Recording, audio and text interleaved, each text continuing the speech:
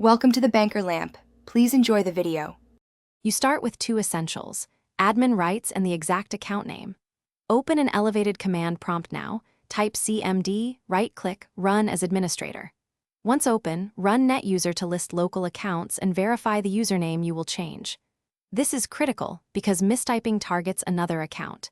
Make sure BitLocker or encryption is addressed first, since resetting passwords may affect encrypted profiles.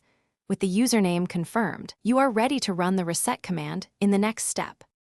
Now you execute the change. Type NetUser username, new P at SSW zeroed, and press enter. This replaces the password immediately. If the account is disabled, run NetUser username/active, yes beforehand, that re-enables login. To ensure administrative access, add the account to the administrators group with net local group administrators, username/add, use this only when appropriate. Once done, log out and test the new credentials. Make sure to choose a secure password, finish by rebooting and logging in with the new password. Confirm access to files and network resources.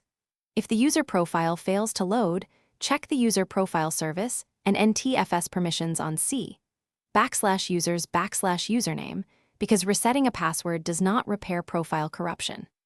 If commands return access denied, reboot into Windows Recovery Environment or Safe Mode with command prompt and rerun the NetUser steps. This bypasses some permission blockers.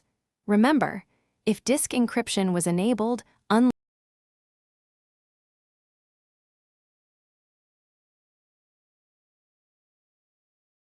Thanks for watching. If this was helpful, leave a like and consider subscribing. See you next time.